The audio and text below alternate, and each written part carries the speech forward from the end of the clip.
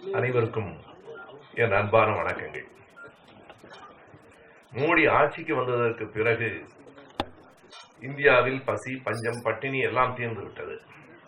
சட்டம் ஒழுங்கு பிரச்சனை எதுவும் இல்லை.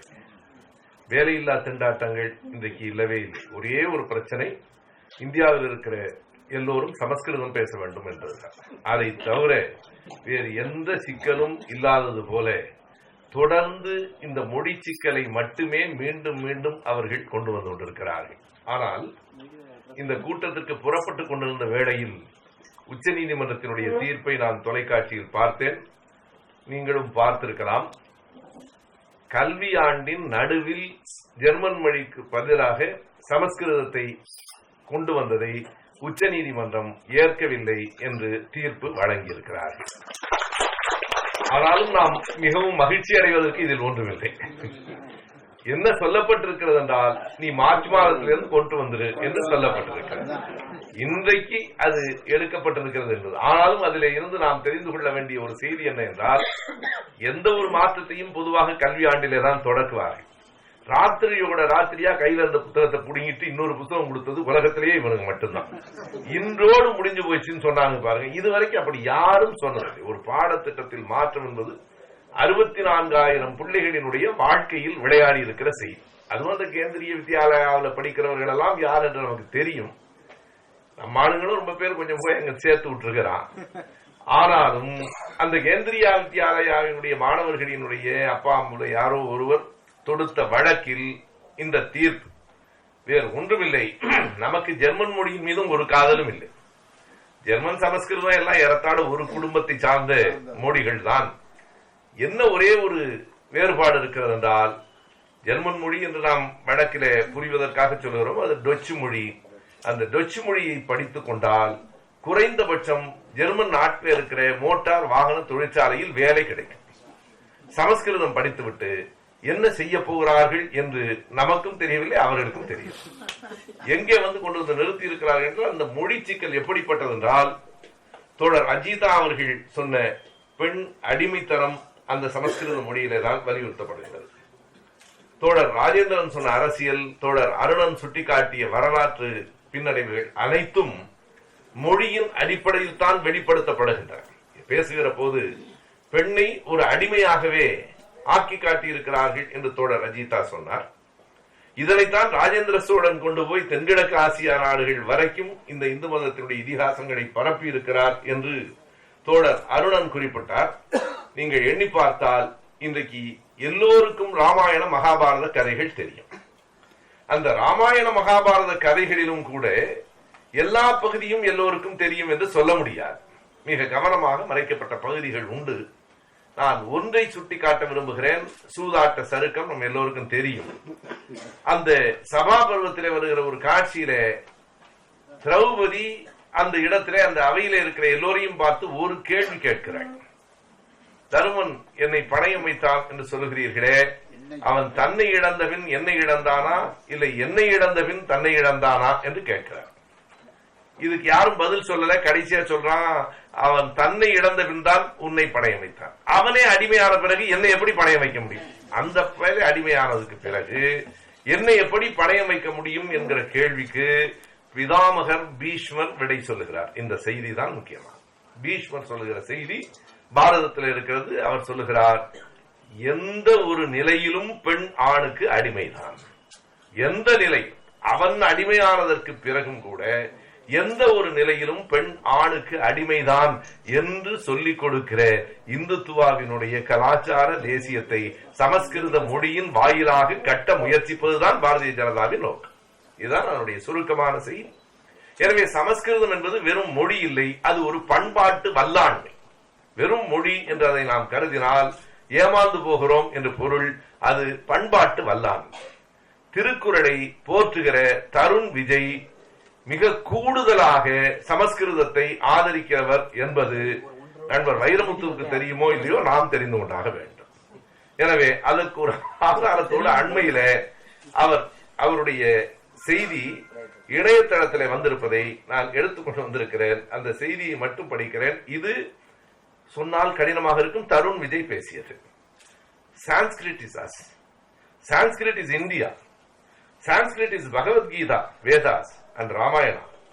The greatest unifying force of India from north to south and west to east is only Sanskrit.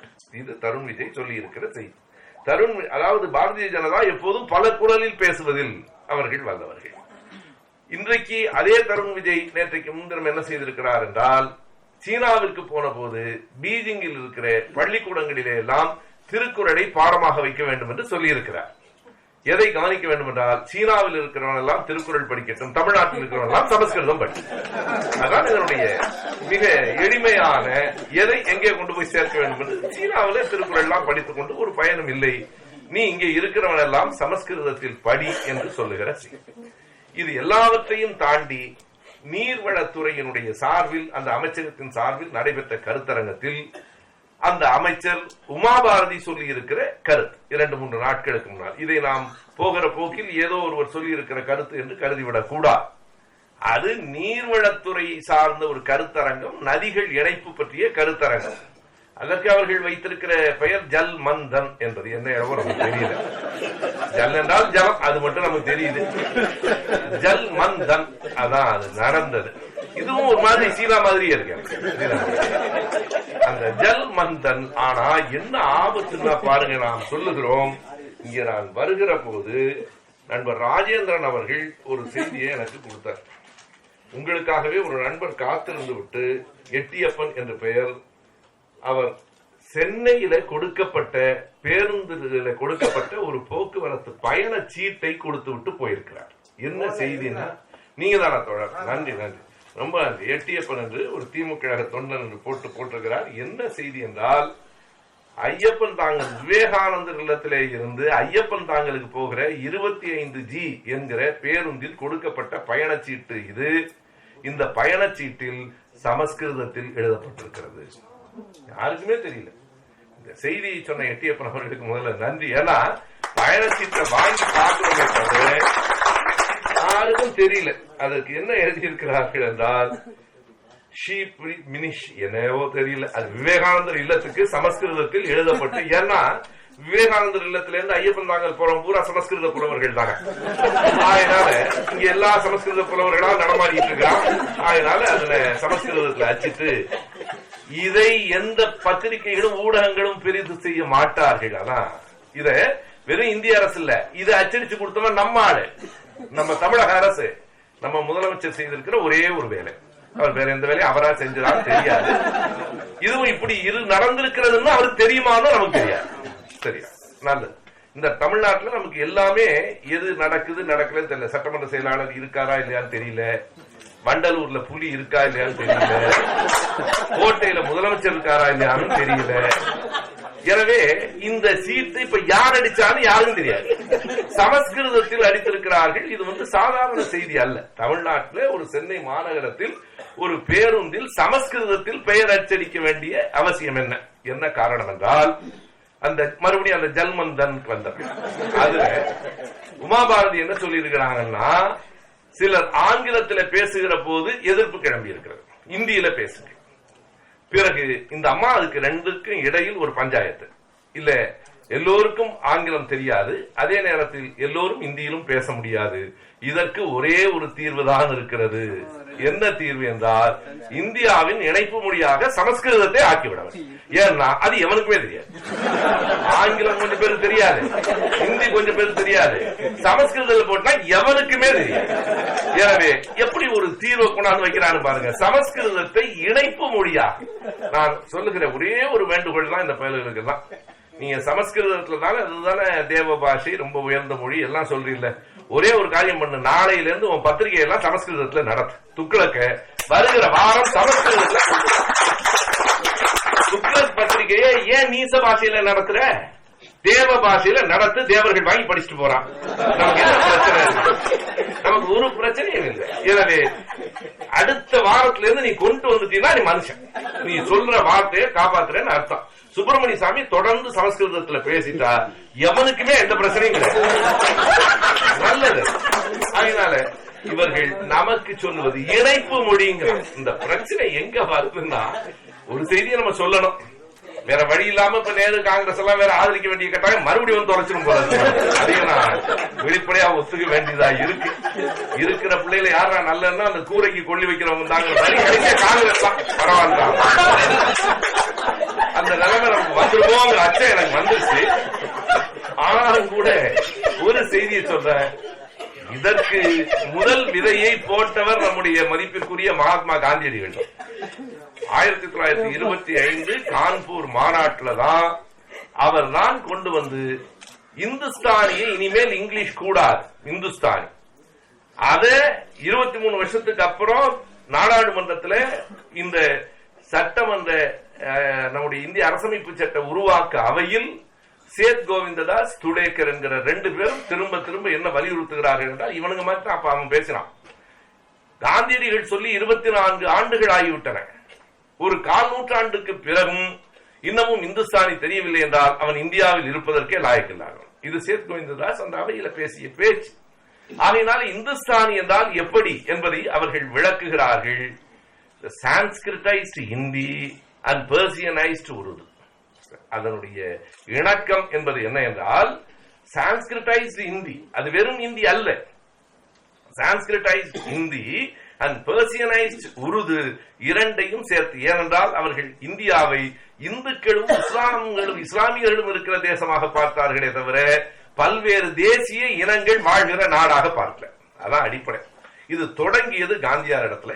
பிறகு திரும்ப திரும்ப திரும்ப அந்த தேவநாகரி வடிவத்தில் இந்தி தான் ஆட்சி மொழி என்று வருகிற போது என்ன சிக்கல் வந்தது என்றால், ஆங்கிலம் எத்தனை ஆண்டுகளுக்கு கூடுதல் அலுவல் மொழியாக நீடிக்க வேண்டும் என்பதுதான் ஒரு செய்தி. என்ன என்றால், பலரும் இந்தியை தேசிய மொழி என்று சொல்லிக் கொண்டிருக்கிறார்கள். அப்படின்லாம் எதுவும் கிடையாது. இந்தியாவுக்கு தேசிய விலங்கு உண்டு, தேசிய பறவை உண்டு, தேசிய கீதம் உண்டு, தேசிய மொழி இந்த நிமிடம் வரைக்கும் கிடையாது. இந்தி என்பது அபிஷியல் லாங்குவேஜ், அலுவல் மொழி அல்லது ஆட்சி மொழி என்று சொல்லலாம்.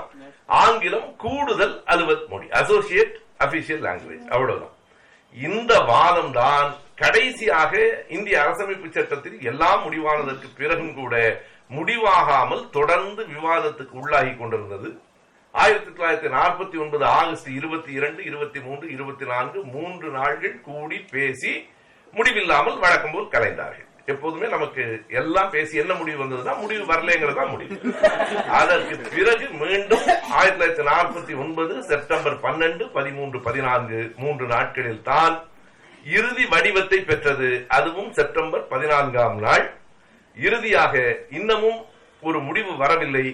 இந்த அவையை 2-3 மணி நேரம் நீங்கள் ஒத்திவைத்தால் நாங்கள் ஒரு சமாதான உடன்படிக்கைக்கு வந்து விடுகிறோம் என்று குறிப்பிட்டார். இதை நம்முடைய பாரதிய ஜனதா கட்சியை சார்ந்த நண்பர் கே டி ராகவன் அடிக்கடி தொலைக்காட்சிகளில் சொல்லுவார். ஒரு முறை நான் அதுக்காக அதை எடுத்துட்டு போய் அப்புறம் காமிச்சேன். இங்கிருந்து எதிர்த்தது டி கிருஷ்ணமாச்சாரி தான். ஆங்கிலத்தை எதிர்த்தார், மன்னிக்கணும், இந்தியை எதிர்த்தார். ஆங்கிலம் இணைப்பு மொழியாக நீடிக்க வேண்டும் என்று சொன்னார். இது திராவிட இயக்கம் இல்லை என்று திரும்ப திரும்ப சொல்வார். இந்த திராவிட இயக்கத்துக்கு எந்த பெருமையும் வந்துடக்கூடாதுங்கிறதுல கவனமா இருப்பாங்க. ஆனால் டி கிருஷ்ணமாச்சாரி பேசியது உண்மைதான். உண்மையிலேயே அவரை விட ரொம்ப அழுத்தமாக அதை பேசியவர் கோவையை சார்ந்த ராமலிங்கம் என்பவர். அவருடைய பெயர் வெளியே வரல. ராமலிங்கம் சொல்லுகிறார், இந்தியாவுக்கு சுதந்திரம் வந்துவிட்டது என்று வட இந்தியாவிலே இருக்கிறவர்கள் தான் மகிழ்கிறீர்கள். நாங்கள் எங்கள் மீது இன்னொரு விதமான ஆதிக்கம் வந்துவிடுமோ என்று தென்னிந்தியாவில் இருக்கிற நாங்கள் அத்தனை பேரும் கவலை தோய்ந்த முகங்களோடு இருக்கிறோம் என்று அந்த அவையில் பேசுகிறார். டி கிருஷ்ணமாச்சாரி என்ன சொல்கிறார் என்றால், நீங்கள் ஆங்கிலம் இல்லாத இந்தி மட்டும் என்கிற நிலையை கொண்டு வந்து விடுவீர்கள். ஆனால் ஏற்கனவே தமிழ்நாட்டில் இந்தியை எதிர்த்து ஒரு பெரிய படை இருக்கிறது. அது மறுபடியும் அவர்களின் கை ஓங்கிவிடும். அவர்களின் கை ஓங்கக்கூடாது என்பதற்காகவாவது ஆங்கிலத்தை கொண்டு வாங்க. ஆக பெரியாரை காட்டித்தான் டி கிருஷ்ணமாச்சாரி பேசினாரே தவிர அவர் சொந்த கருத்தை பேசவில்லை. பெரும்பாலும் அவர்கள் சொந்த கருத்து வைத்துக் கொள்வதில்லை. ஆகையினாலே எனவே பெரியாரை காட்டி அதனால் நீங்கள் ஆங்கிலம் இணைப்பு மொழியாக நீடிக்க வேண்டும் என்றார்கள். இறுதியில 10 ஆண்டுகள் அல்லது 15 ஆண்டுகள் என்கிற விவாதம் நடந்து 49 செப்டம்பர் 14ஆம் தேதி 5 மணிக்கு கூடி மறுபடியும் ஒத்திவைக்கப்பட்டு 6 மணிக்கு மாலையில் கூடுகிற போது ஏற்பட்ட ஒப்பந்தம் 2. 1, ஆங்கிலம் இன்னும் 15 ஆண்டுகளுக்கு துணை இணைப்பு மொழியாக, இணை அலுவல் மொழியாக நீடிக்கும் என்பது 1. 2வது தீர்மானம், அந்த 8வது அட்டவணையில் சேர்த்துக் கொள்ளப்பட்டிருக்கிற அந்த மொழிகளில் 13 மொழிகளோடு சமஸ்கிருதத்தையும் சேர்த்து 14ஆக ஆக்க வேண்டும் என்பது. 14ஆவதாக கடைசியில் சமஸ்கிருதம் சேர்த்துக் கொள்ளப்பட்டது. அதிலே இன்னொரு செய்தியை நான் குறிப்பிட வேண்டும். நீங்கள் அந்த 14 மொழிகளினுடைய பட்டியலை பார்த்தால் இப்போது அவை 22. அந்த 14 மொழிகளின் பட்டியலை பார்த்தால் அதில் இந்தியும் இடம்பெற்றிருக்கிறது. இந்தி என்பது ஒரு பக்கத்திலே அலுவல் மொழியாக இருக்கிறது, இன்னொரு பக்கத்திலே பிராந்திய மொழி என்கிற பட்டியலிலும் சேர்க்கப்படுகிறது. காரணம், இதற்கு நிதி ஒதுக்குகிற போதும் அதற்கு போய் சேரும். நீங்கள் மாநில அளவிலான மொழிகளுக்கு என்று ஒதுக்கப்படுகிற நிதியிலும் இந்திக்கு பணம் உண்டு. நீங்கள் அலுவல் மொழி என்கிற பெயரில் அதற்கும் அதற்கான தனிப்பட்ட சிறப்புகள் உண்டு. எனவே 2 இடத்திலேயும் சேர்த்து 14 மொழிகள். பிறகு 1967 சிந்தி மொழி சேர்க்கப்பட்டு, பிறகு 1992 ஆண்டு மணிப்புரி, கோவாவிலே பேசுகிற அந்த கொங்கணி மொழி, இப்படி 3 மொழிகள். பிறகு வாஜ்பாயினுடைய காலத்தில் 2003 மேலும் 4 மொழிகள். என்ன வேடிக்கை என்றால் டோக்ரி, சந்தாரி போன்றவைகள் எல்லாம் 2003 சேருகின்றன. ஆனால் இந்த 22 மொழிகளை தாண்டி இன்னமும் 13 மொழிகளை அந்த 8வது அட்டவணை பட்டியலிலே சேர்க்க வேண்டும் என்கிற ஒரு போராட்டம் இன்றைக்கு இந்தியா முழுவதும் இருக்கிறது. அதற்கு என்ன காரணம் என்றால், மிக குறைவான எண்ணிக்கையிலே மக்கள் பேசுகிற மொழிகளை எல்லாம் நீங்கள் சேர்த்திருக்கிறீர்கள், அதனை காட்டிலும் கோடிக்கணக்கான மக்கள் பேசுகிற எங்கள் மொழியை ஏன் சேர்க்கவில்லை என்று போஜ்பூரி மக்கள் கேட்கிறார்கள். அதில் நியாயம் இருக்கிறது. 1961 ஆண்டு மக்கள் தொகை கணக்கெடுப்பில் எந்தெந்த மொழி பேசுகிறவர்கள் எவ்வளவு பேர் என்று கணக்கெடுப்பு எடுக்கிற போது 2 மொழிகள் தான் கோடிக்கு கீழே இருக்கின்றன, காஷ்மீரியும் இன்னொரு மொழியும். ஒரே ஒரு மொழி மட்டும்தான் ஆயிரங்களில் இருக்கிறது. அன்றைக்கே நீங்கள் பார்த்தால் 3 கோடிக்கு மேல் தமிழ் பேசுகிறவர்கள் என்று கணக்கு. நான் சொல்லுவது 61. அன்றைக்கு சமஸ்கிருதம் பேசுகிறவர்களுடைய எண்ணிக்கை இந்திய அரசு தந்திருக்கிற அந்த மக்கள் தொகை கணக்கெடுப்பின்படி வெறும் 2544 பேர். 2544 பேர் பேசுகிற ஒரு மொழிதான் இன்றைக்கு அனைத்து மொழிகளையும் விட கூடுதலான நிதியை அரசிடமிருந்து பெற்றுக் கொண்டிருக்கிறது. அதற்கு பிறகு நீங்கள் மற்ற மொழி பேசுகிறவர்களுடைய கணக்கையும் சமஸ்கிருதம் பேசுகிறவர்களுடைய கணக்கையும் தொடர்ந்து மக்கள் தொகை கணக்கெடுப்பை பார்த்து கொண்டே வந்தால் இந்த கணக்கும் கூட ஒரு விதமான புரட்டு என்பது புரியும். எப்படி என்றால், நான் ஒரு எடுத்துக்காட்டுக்கு சொல்லுகிறேன். 61 நீங்கள் பார்த்து கொண்டே வரலாம் 2011 வரைக்கும். வங்க மொழி பேசுகிறவர்கள் அன்றைக்கு 4 கோடி, இன்றைக்கு 8. தமிழ் பேசியவர்கள் அன்றைக்கு 3 கோடி, இன்றைக்கு 7. தெலுங்கு பேசியவர்கள் நம்மை விட அன்றைக்கு 3 கோடியில் கொஞ்சம் கூடுதல், இன்றைக்கு 6 கோடி 8 கோடிக்கு மேல். இப்படி மெல்ல மெல்ல படிப்படியாக எல்லா அந்த மக்களினுடைய எண்ணிக்கை கூடிக்கொண்டே வரும். சமஸ்கிருதம் மட்டும் மேலேறும் கீழிறங்கும். 91வது ஆண்டு கணக்கெடுப்பின்படி சமஸ்கிருதம் பேசியவர்களின் எண்ணிக்கை 49,000. 2544 49,000 போகட்டும். ஆனால் 2011 கணக்கெடுப்பில் எவ்வளவு என்றால் 49,000 என்பது 14,000 குறைந்து செத்து போயிட்டானுங்களா என்ன?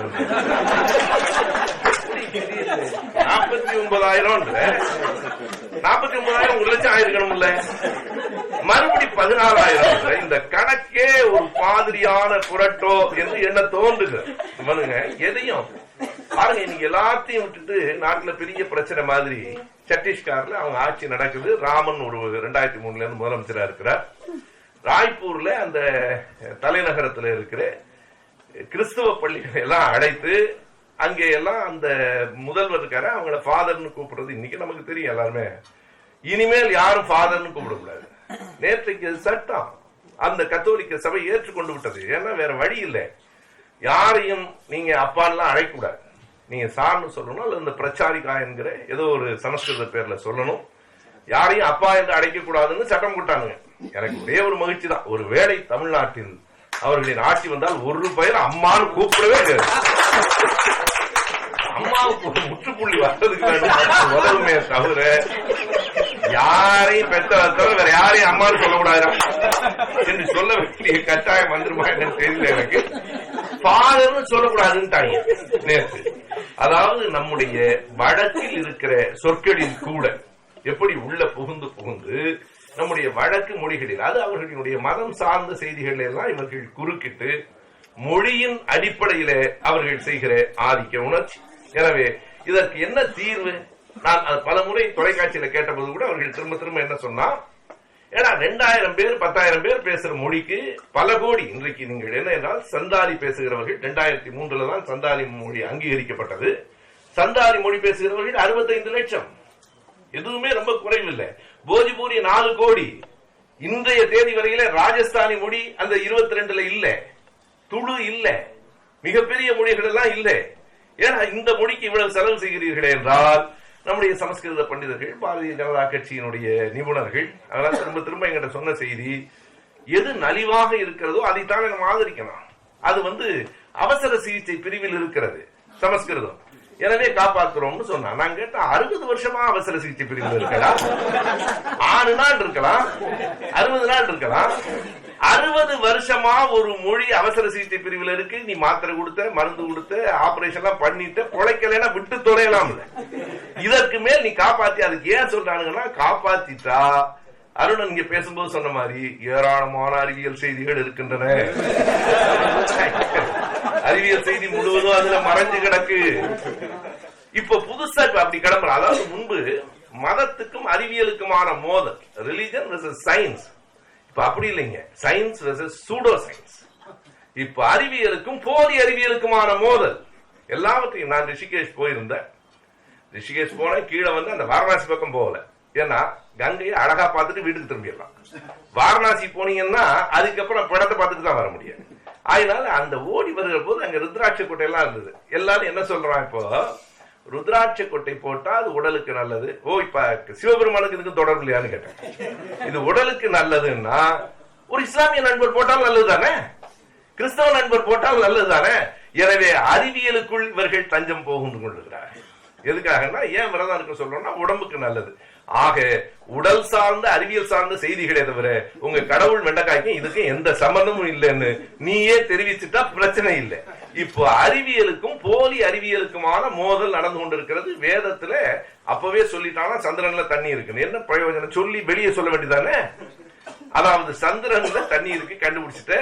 இப்போ என்ன சொல்றான்னா, சமஸ்கிருதத்தில் இருக்கிற அறிவியல் செய்திகள் எல்லாம் மாணவர்களுக்கு சொல்லப்பட்டால் இன்னும் கொஞ்ச நாள்ல புதிய புதிய கண்டுபிடிப்புகளை கொண்டு வந்து சமஸ்கிருதம் படிச்சு அத்தனை பேரும் தெரிஞ்சு அதுல சயின்ஸ் என்ன இருக்குன்னு தேடி பிடிச்சு அதை நடைமுறைப்படுத்தி இந்தியா வல்லரசாகிவிடும் என்று சொன்ன போது நான் சொன்னேன், அதுக்கு இன்னும் 400 வருஷம் ஆகும், நமக்கு நாம எல்லாம் செத்து போயிடுவோம் அதுக்குள்ள.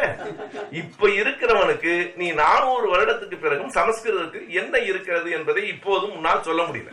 உண்மையை சொல்ல போனால் ஐரோப்பாவில இருந்து வந்தவர்கள் உங்கள் வேதத்தை மொழிபெயர்த்ததுனால உள்ள என்ன இருக்கிறது என்று வெளியே தெரிந்தது. அது வரைக்கும் நீ என்ன சொல்லிட்டு இருந்தன்னா அத வேத வாக்குன்னு சொன்ன, படிக்க கூடாதுன்னு.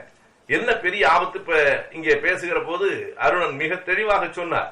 இவர்கள் இந்த பக்கத்துல தருண் விஜய், அந்த பக்கத்துல ராஜேந்திர சோழனை ஏன் உயர்த்தி பிடிக்கிறார்கள் என்றால், மொழியின் மூலமாக உள்ளே வருவதற்கான எல்லா முயற்சிகளும் நடக்கின்றன. தமிழ்நாட்டுக்குள்ள வருகிற போது நாங்கள் தமிழ் மன்னன் ராஜேந்திர சோழனை உயர்த்தி பிடிக்கிறோம் என்று சொல்லுகிற போது நம்முடைய தமிழ் தேசியர்கள் எல்லாரும், நம்ம பொதுவாகவே தமிழை உணர்ச்சி வசப்பட்டவன், அதுலயும் இந்த கவிஞர்கள் ரொம்ப உணர்ச்சி வசப்பட்டவன். உடனடியா நாம் பார்த்தால் கவிஞர்களா இருக்கிறாங்க இந்த அரங்கத்துல. இந்த கவிஞர்கள் ரொம்ப உணர்ச்சி வசப்பட்டு, அதுதான் பெரியார் சொல்லுவார், இந்த புலவர்களா தான் ஐயா நம்பவே மாட்டாரு. ரொம்ப உணர்ச்சி வசப்பட்டு தமிழ்னு சொல்லிட்டான் உடனே அடாடான்னு உள்ள போய் இதுல ஒரு செய்தி இருக்கிறது. இப்போதும் சொல்லுகிறார்கள், திராவிட இயக்கங்கள் தமிழுக்கு பதிலாக ஆங்கிலத்தை கேட்டனவே தவிர இந்திக்கு பதிலாக ஆங்கிலத்தில் வேண்டும் என்று சொன்னார்களே தவிர தமிழ் வேண்டும் என்று கேட்கிற ஒரு செய்தியை ரொம்ப அழுத்தமாக சொல்லுகிறேன். இது செய்தி பிழை. மிக அற்புதமாகவும் அழுத்தமாகவும் 1963 மே மாதம் 2ஆம் தேதி மாநிலங்களவையில் நடைபெற்ற அந்த விவாதத்தில் அண்ணா எடுத்து வைத்த செய்தி இதுதான். அதுதான் 1968 ஜனவரி 23ஆம் தேதி தமிழ்நாடு சட்டமன்றத்தில் ஒரு நாள் முழுவதும் மொழி பற்றி விவாதம் நடந்தது. ஒரு நாள் முழுவதும் காலையிலிருந்து இரவு வரைக்கும் வேறு எந்த செய்தியும் இல்லை. ஒரு நாள் முழுவதும் தமிழ்நாடு சட்டமன்றத்தில் விவாதம் நடந்தது. அப்போதெல்லாம் விவாதம் நடந்திருக்கு சட்டமன்றத்தில். இந்த தலைமுறை பிள்ளைகளுக்கு நான் சொன்னா நம்ப மாட்டான். சட்டமன்றத்தில் எப்படிங்க விவாதம், அது என்னைக்கு நடந்துச்சு இவர் ஏதோ சொல்றாரு, அப்ப நடந்தது. எனவே ஒரு நாள் முழுவதும் நடைபெற்ற அந்த விவாதத்தில் மிக அழுத்தமாக சொல்லப்பட்ட செய்தி ஒன்றுதான். ஆனால் அன்றைக்கு அது நடைமுறை சாத்தியமில்லை என்று சொல்லப்பட்டது. எது முன்வைக்கப்பட்டது என்றால், 14 மொழிகளை 67 வரைக்கும் 14 தான், 67 பிறகு சிந்தி சேர்த்து 15. இன்றைக்கு 8வது அட்டவணையில் ஏற்றுக்கொள்ளப்பட்டிருக்கிற அத்தனை மொழிகளையும் இந்தியாவினுடைய தேசிய மொழிகள் என்று அறிவியுங்கள் என்பதுதான் நம்முடைய கோரிக்கை. அதான் கோரிக்கை. அன்றைக்கு அதற்கு வாய்ப்பு இல்லை, நடைமுறை சாத்தியம் இல்லை என்றார்கள். இன்றைக்கு அறிவியல் தொழில்நுட்ப வளர்ச்சியில் அது மிக எளிதானது. 22 இல்ல, இன்னும் 36 மொழிகளையும் நீ சேர்த்துக்கிட்டு தான் செய்யணும். எல்லா மொழிகளையும் எப்படி சேர்த்துக் கொள்வது என்றால், உனக்கு பெரிய நாடு தேவைப்படும் என்றால் கூடுதல் மொழிகளை சேர்த்துக் கொள்வதுதான் நேர்மையானது. கொஞ்சம் மொழி தான் வச்சுக்க முடியும்னா கொஞ்சம் நாடு நீ வச்சுக்கிட்டு மற்ற நாட்டை விட்டுரு. உனக்கு எத்தனை மொழி வச்சுக்க முடியுமோ அத்தனை மொழியை வச்சுக்கிட்டு எதெல்லாம் முடியாதோ அவனை விட்டுரு.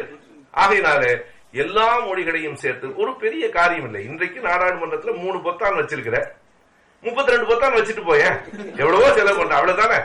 எத்தனை பட்டன் வைக்கிறதுங்க தான் ஒரே பிரச்சனை. எந்த பொத்தான தட்டினாலும் அந்த மொழியில அவன் கேட்டு போறான். ஆகையினாலே நாம் என்ன சொல்லுகிறோம் என்றால், 2 மறுபடியும் 1க்கு போவது பிழையானது. 2 22 நோக்கி வாருங்கள் என்கிற அனைத்து மொழிகளுக்கான சமத்துவம் என்பதைத்தான் நாம முன்வைக்கிறோம். தமிழுக்கு மட்டுமல்ல. இன்னொரு செய்தி கூட, சமஸ்கிருதம் தான் உலக மொழிகளின் தாய் என்று அவன் சொன்ன உடனே நம்ம தமிழ் தான் உலக மொழிகளின், இந்த சண்டை வேண்டாம். தமிழ் தான் உலக மொழிகளின் தாய்னா பக்கத்தில் இருக்கணும் நம்மளை விரோதியா பாக்குறான். நான் என்ன சொல்றேன்னா, கால்வெல் கூட அப்படி சொல்லல. புரோட்டோ-திராவிடியன் லாங்குவேஜ் என்று ஒன்று இருந்தது, மூல திராவிட மொழி, அது அழிந்தது.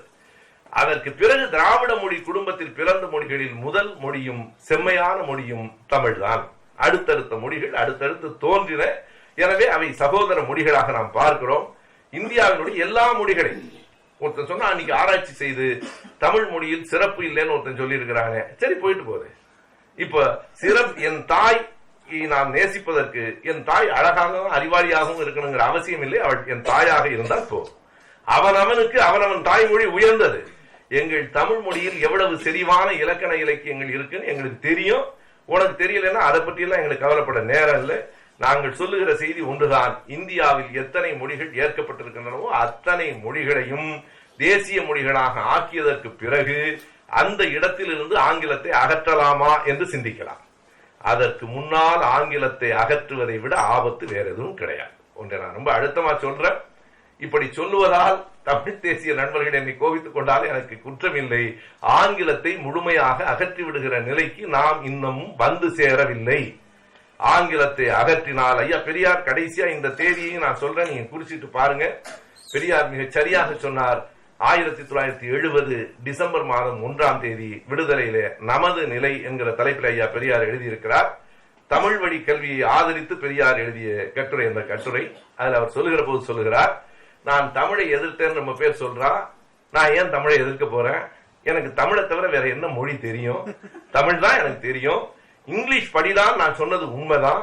எதற்காக என்றால், ஆங்கிலம் படித்தாவது இந்த தமிழன் முன்னேற மாட்டானா என்கிற ஆதங்கத்தில் நான் குறிப்பிட்டேனே தவிர எனக்கு ஆங்கில பற்றும் தமிழ் வெறுப்பும் எல்லாம் ஒன்றும் கிடையாது. இன்றைக்கு தமிழ் வளர்ந்து கொண்டிருக்கிறது. தமிழ் படித்தும் மேலே வர முடியும். அறிவியல் தொழில்நுட்ப செய்திகள் தமிழிலே வந்திருக்கின்றன என்றால் என்னை தவிர தமிழை ஆதரிப்பதற்கு வேறு யார் இருக்கிறார்கள் என்று டிசம்பர் 1ஆம் தேதி 1970 எழுதியிருக்கிறார். கடைசியாக சொல்லுகிறார், கருணாநிதி கொண்டு வந்திருக்கிற இந்த தமிழ் வழி கல்வியை மாணவர்கள் ஏற்றுக்கொள்ள வேண்டும். அரசியலுக்காக கூட பெருந்தலைவர் காமராஜர் போன்றவர்கள் அதனை எதிர்க்க கூடாது என்று கேட்டுக்கொள்ளுகிறேன். என்னால் எழுந்து நிற்க முடியாத நிலையில் என் உடல் இருக்கிறது. 92 வயசுல எழுதுகிறார். எனவே பிள்ளைகள் தமிழ் வழியை கற்று மேலோங்க வேண்டும் என்று தாழ்மையோடு கேட்டுக்கொள்ளுகிறேன் என்று அந்த கட்டுரை நிறைவடைகிறது. எனவே நாம் ஒன்றும் ஆங்கில பைத்தியங்கள் இல்லை. ஆனால் தமிழையும் கைவிட்டு ஆங்கிலத்தை கைவிட்டு தமிழையும் கைவிட்டு இந்திக்கும் சமஸ்கிருதத்துக்கும் நம்மால் ஒரு நாள் அடிமையாக முடியாது. குறைந்தபட்சம் ஒன்றை நாம் ஏற்க வேண்டும். நீ தாய்மொழியா பிறமொழியா என்று கேட்டால் யார் ஒருவருக்கும் தாய்மொழியே என்பதில் எந்த மாற்று கருத்தும் இல்லை. ஆனால் தாய்மொழி வராத அந்த சூழலில் இந்தியா ஆங்கிலமா என்கிற கேள்வி முன்வைக்கப்பட்ட போது, ஆங்கிலமாவது நம்முடைய எதிர்கால வளர்ச்சிக்கு உதவும். ஆங்கிலத்தில்தான் ஒரு நல்ல புரட்சிகரமான சிந்தனைகள் எல்லாம் மொழிபெயர்க்கப்பட்டிருக்கின்றன. ஆங்கிலத்தில மூட நம்பிக்கையும் இருக்கு. ஷேக்ஸ்பியருடைய நாடகம் தொடங்குகிற போதே ஹாம்லெட்ல அந்த கோஸ்ட்ல இருந்து தான் அந்த நாடகமே தொடங்குது. ஏனென்றால் மூட நம்பிக்கை நமக்கு மட்டும் தான் சொந்தமா என்ன? நாம் கிளி ஜோதிடம் பார்த்தால் தாய்லாந்துல எலி ஜோசியம் பார்க்கிறோம். நாம அங்க வெள்ளை எலி வச்சிருக்கான். ஐரோப்பாவில் ஆக்டோபஸ் பார்க்கிறான். எனவே பெரியார் சொன்ன மாதிரி என்ன முட்டாள்கள் நம்ம நாட்டில் மட்டும்தான் இருக்கானா நாங்க சொன்னோம். உலகம் முழுவதும் மூட நம்பிக்கைகள் எல்லாம் இருக்கிறது. ஆங்கிலத்தில் மூட நம்பிக்கை இருக்கிறது. ஆனால் ஆங்கிலத்தில் ஒரு கருத்து சுதந்திரம் இருக்கிறது. முத்தம் கொடுக்கறத பற்றி அஜிதா பேசுறாங்க. ஒரு கேரளாவில் ஒரே ஒரு உணவகத்துல 2 பேர் முத்தம் கொடுத்துட்டு இருந்தாங்க. அதை விட்டு இருந்தா அதோட போகும். இப்ப ஊரா எல்லா பேரும் முத்தம் கொடுத்துட்டு இவங்க தான் 1000 கணக்கான முத்தம் கொடுக்கறதுக்கு யாரு காரணம்னா இந்த பயலுக்கு தான் காரணம். நீ பேசாம இருந்தா அவன் முத்தம் கொடுத்துட்டு அவன் வீட்டுக்கு போய் சேர்ந்து, நீ அதை எடுத்து அடுத்த நாள் அந்த உணவகத்தை உடைத்து வன்முறையே இவர்களின் வழி, வன்முறையில் பிறந்து வன்முறையில் வளர்ந்து வன்முறையில் வாழ்ந்து கொண்டிருக்கிற இயக்கம் தான் இந்த RSS இயக்கம். எனவே அவனுக்கு கருத்து மோதல் என்பதே தெரியாது. பாசிசம் என்பதே அதுதானே. இவர்கள் இத்தாலியிலிருந்தும் ஹிட்லர் நாஜி ஜெர்மனியில இருந்தும் கற்றுக்கொண்ட பாடம் என்பதே கருத்துக்கு கருத்தல்ல, கருத்தை தடியால் அடித்து அடக்கு. பாசிசம் என்றாலே தடியால் அடித்து ஒடுக்குவதுதானே. எனவே வெறும் நீ கருத்துக்களை மட்டுமில்லை, முத்தம் கொடுத்தா கூட தடியால் அடிக்கிறதுன்னு தொடங்கினால் அதனுடைய விளைவு அதுதான். உண்மையாக சொன்னால் சில செய்திகளை எதிர்மறையாக எதிர்வினையாக நாம் செய்தாக வேண்டும். காதலர் தினத்தை தமிழ்நாடு முழுவதும் இந்த ஆண்டு நாம கொண்டாடும். அதான் சரியான. காதலை விட சாதியை எதிர்க்கக்கூடிய பெரிய ஆயுதம் வேற என்ன இருக்கு? இதிலேயே காதலிக்கிறவன் சாதி ஒடியணும் நினைச்செல்லாம் காதலிக்கிறேன். நமக்கு தெரியும், நம்ம தெரியாது. அப்படி காதலிச்சிருந்தா உண்மையா சாதி கூட ஒளிஞ்சிருக்குமே. இந்த பையன் அழகாந்த மட்டும் தான் காதலிப்பான் வேற. ஆனால் அப்படியாவது சாதி ஒழியட்டும். நான் அதான் சொல்றேன். அதனாலதான் எப்போதுமே இந்த புரிதலோடு காதல் இங்க இல்லை. அது நமக்கு வருத்தம் தான். ஆனாலும் ஒன்றே ஒன்று நமக்கு வாய்ப்பாக இருக்கிறது. இந்த பையனுக்கு என்ன புரியலன்னா, வேறு எதை எதிர்த்தாலும் இளைஞர்கள் ஒத்துக்குவான். காதல் எதிர்த்தா ஒத்துக்க மாட்டான். முத்தம் கொடுக்கிறத எதிர்த்தா ஒத்துக்கவே மாட்டான். அதனால அவர்கள் தங்களுக்கான சவக்குடியை தாங்களே தேடிக்கொள்ளுகிறார்கள். இது எல்லாத்தையும் கூட உண்மையா அஜிதா சொன்ன மாதிரி இந்த பையனுங்க ஒரு கலாச்சார காவலர்கள் சொல்லுகிறதுக்கு ஏதாவது இவர்களுக்கு ஏதாவது தகுதி இருக்கா? அத்தனை உங்களுடைய அத்தனை புராண கதையும் ஆபாசமா. எந்த கதையாவது அநாகரிகம் இல்லாத கதை ஒண்ணு வச்சிருக்கியா? நீ ஏதாவது ஒண்ணு காட்டு. பிரம்மனுக்கு, அதாவது பிரம்மன் உருவாக்கிய கடவுள், சிவபெருமான் அழிக்கிற கடவுள், திருமால் காக்கிற கடவுள். ஏன் பிரம்மனுக்கு மட்டும் கோயில் இல்லை? சிவனுக்கு கோயில் உண்டு, திருமாலுக்கு உண்டு. பிரம்மனுக்கு கும்பகோணத்துல மட்டும் ஒன்னே ஒரு கோயில் இருக்கு. ஏன் இல்லைன்னா சிவபெருமான் வைக்க கூடாதுன்னு சொல்லிட்டார் புராண கதையில. ஏன் வைக்க கூடாதுன்னு சொல்லிட்டாருன்னா, முதலில் பிரம்மனுக்கும் 5 தலை தான், 4 தலை இல்ல, 4 அல்ல, 5 புராண கதைப்படி. ஒரு நாள் பார்வதி அவனுக்கு அத்தை முறை. பார்வதி குளித்துக் கொண்டிருக்கும் போது எட்டி பார்த்த, அதாவது ஒரு கடவுள் செய்யற வேலையாங்க. ஒரு கடவுளை நாங்க அவமானப்படுத்துறோம் சொல்லிய, நாங்க அவமானப்படுத்துறோமா நீ அவமானப்படுத்துறியா? கடவுள் செய்யற வேலையை பாருங்க. அத்தை குடிக்கும் போது எட்டி பார்த்து, அவன் எட்டி பார்த்தது சிவபெருமான் பார்த்து அந்த ஒரு தலையை கிள்ளி போட்டார். எனவே அப்படி கிள்ளப்பட்ட ஒரு தலை காரணமாகத்தான் பிரம்மனுக்கு எங்கேயும் கோயில் வைத்து யாரும் இனிமேல் பிரம்மனை வணங்கக்கூடாது என்று சிவபெருமான் சொல்லிட்டான்னு இந்த பயில தான் சொல்றான். நமக்கு சிவபெருமானும் தெரியாது, பிரம்மனையும் தெரியாது, பார்வதியும் தெரியாது. எனவே இந்த கதையெல்லாம் எழுதி வச்சவன். அத்தனை கதைகளும் ஆபாசமா. எந்த கதையும் சொல்லி கொடுத்தா பிள்ளைங்க உருப்படவே உண்மையிலேயே பெற்றோர்களுக்கு தெரியல. திருக்குறள் சொல்லிக் கொடுக்கிறோம்னு சொன்னா நம்ம ஆளுங்க பிள்ளைங்க அனுப்ப மாட்டான். மகாபாரதம் சொல்லிக் கொடுக்குறேன்னு அனுப்புவான். மகாபாரதத்தோடைய ஆதி பருவத்தை படிச்ச எவனும் உருப்பட மாட்டான். ஆதி பருவத்தை மட்டும் முழுசா நீங்க படிச்சீங்க தெரியாம தான் நம்ம பிள்ளைங்க படிக்கல. எந்த செக்ஸ் கதையும் விட மோசமானது. அப்படிப்பட்ட கதைகளை எழுதி வைத்துக் கொண்டிருக்கிற அந்த மொழியில இருக்கிற அத்தனை ஆபாசமான செய்திகளை எல்லாம் எழுதி வைத்திருக்கிற இவர்கள், நாம் எதுக்காக சொல்றோம்? நமக்கு எந்த மொழியின் மீதும் எந்த பகையும் இல்லை.